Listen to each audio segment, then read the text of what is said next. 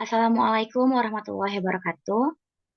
Sebelumnya, saya ucapkan terima kasih kepada Bapak Verly Septi Irwansah yang telah memberikan kelompok 2 untuk mempresentasikan mengenai karakteristik kestabilan inti.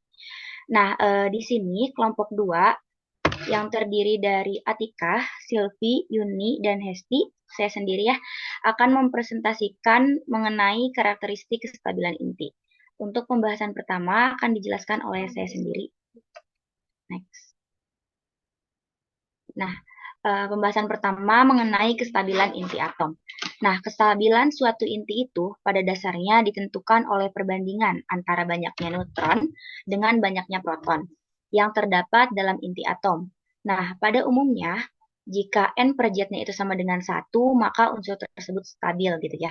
Jadi stability itu ditentukan pada banyaknya atau perbandingan dari neutron per protonnya. Nah, jika nuklitidanya itu kurang dari sama dengan 20 atau n per Z-nya sama dengan 1 dan nuklidanya lebih dari 20, n per Z-nya lebih dari 1 dan terus meningkat sampai 1,5. Adapun hubungan proton dan neutron next. Nah, adapun hubungan neutron dan proton ini dilihat pada grafik ini ya, di mana nuklida, nah garis biru ini atau titik-titik biru ini disebut pita kestabilan. Nah, nuklida yang berada di luar pita kestabilan itu dapat bersifat radioaktif. Nuklida N berada di atas pita kestabilan. Itu menentukan neutronnya itu berlebih gitu ya. Nah, untuk mencapai kestabilan tersebut, nuklidanya akan mengalami emisi B, di mana emisi B itu yaitu untuk mengubah neutron menjadi proton. Nah, lalu nuklida yang berada di bawah pita kestabilan yaitu nuklida yang kekurangan neutron. Nah, nuklida ini untuk mencapai kestabilannya itu memancarkan positron atau menangkap elektron untuk menjadi neutron. Nah, lalu ada juga yang nuklidanya berada di atas pita kestabilan yang berada di atas neutron nomor 83. Di paling atas titik pita kestabilan ya. Nah, ini itu merupakan nuklida yang kelimpahan gitu ya atau kelebihan neutron ataupun protonnya. Nah, nuklida ini akan mengeluarkan partikel alfa untuk mencapai kestabilan. Selanjutnya, next. Akan dijelaskan oleh Yuni, kepadanya dipersilakan.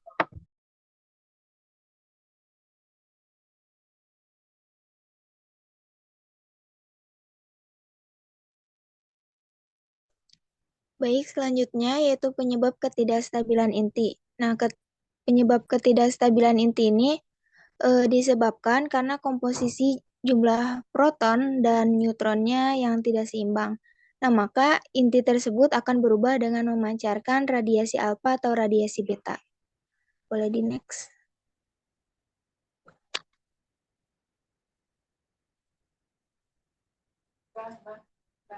Adapun faktor penentu kestabilannya itu yang pertama, meningkatnya nomor atom perbandingan neutron terhadap proton dari inti stabil menjadi lebih besar dari 1. Nah, adapun faktor kedua,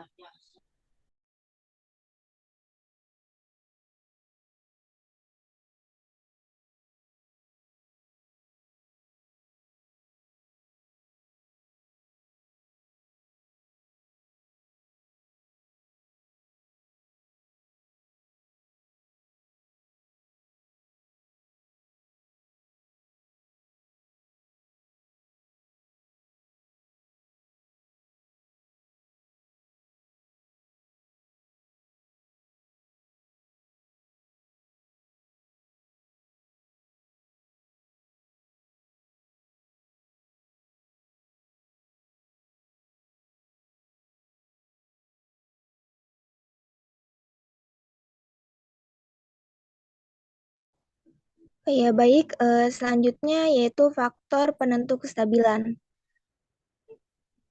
Faktor yang pertama yaitu meningkatnya nomor atom perbandingan neutron terhadap proton dari inti stabil menjadi lebih besar dari 1. Nah, kemudian yang kedua itu faktornya atom stabil dari unsur yang mempunyai nomor atom rendah sehingga nilai neutron dan protonnya itu mendekati 1. Kemudian faktor yang ketiga, penyimpangan pada nomor-nomor atom yang lebih tinggi ini muncul karena dibutuhkan lebih banyak neutron untuk melawan kuatnya tolak-menolak pada proton-proton ini dan menstabilkan inti. Boleh di next?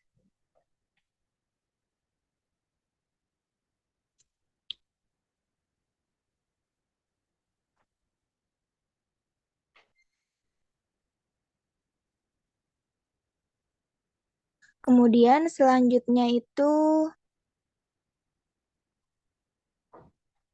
bentuk ketidakstabilan inti atom ini dibagi menjadi dua. Yang pertama itu ketidakstabilan dinamis dan yang kedua itu ketidakstabilan beta. Nah, adapun dari ketidakstabilan dinamis ini, inti tersebut menjadi tegang dan mempunyai kelebihan energi berlebih atau ketidakstabilan dinamisnya itu terjadi pada reaksi fisi dan peluruhan alfa. Nah, boleh di next. Nah, baik, selanjutnya akan dipaparkan oleh rekan saya. Baik, terima kasih. Selanjutnya di sini ada contoh kestabilan inti atom dalam pita kestabilan. Kestabilan suatu inti atom bergantung pada perbandingan jumlah neutron dan proton dalam inti atom tersebut. Ini dibagi tiga. Yang pertama yaitu ada nuklida ringan. Nuklida ringan ini maksudnya nuklida yang memiliki jumlah proton kurang dari atau sama dengan 20. Maka dikategorikan nuklida ringan. Yang kedua yaitu nuklida sedang, di mana nuklida yang memiliki jumlah proton antara 20 sampai 83.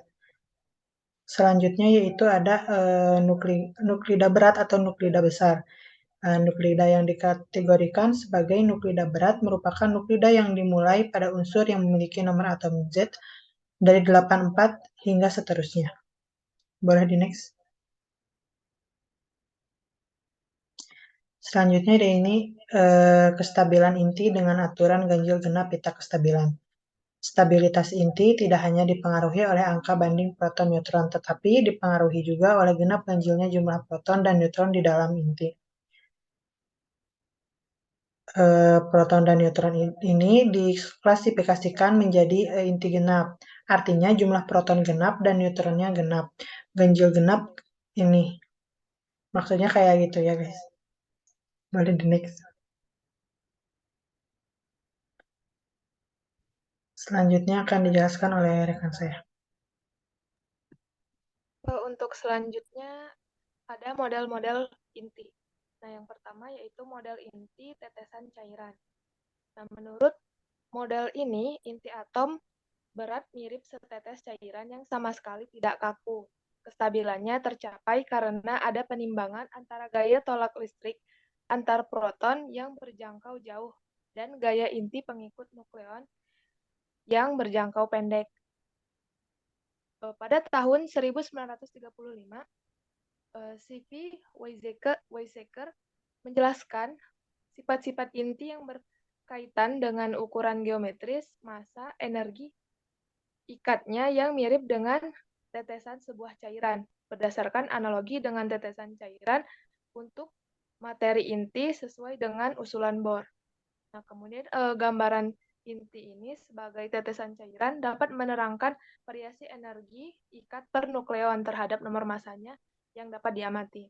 Nah, berawal dari anggapan bahwa energi ikat nukleon memiliki harga tertentu, yang mana energi ini sebenarnya berharga negatif karena berkaitan dengan gaya tarik kolom, tetapi biasanya ditulis positif. Nah, adapun yang kedua, yaitu model kulit. Nah, model tetesan cairan tadi tidak dapat memberikan secara memadai tentang keadaan energi tereksitasi inti yang telah diketahui keberadaannya. Nah, oleh karena itu, perlu dikembangkan oleh model inti lainnya, misalnya model kulit ini. Nah, dalam model kulit atom, kita mengisi kulit-kulit atom dengan elektron-elektron menurut urutan energi yang makin bertambah, sesuai dengan persyaratan asas Pauli. Bila mana kita melakukannya, kita akan mendapatkan suatu teras yang lembab dengan kulit-kulit terisi dan sejumlah elektron valensi. Kemudian, model itu menganggap bahwa sifat-sifat atom terutama ditentukan oleh elektron valensinya. Sekian dari saya kembalikan ke moderator.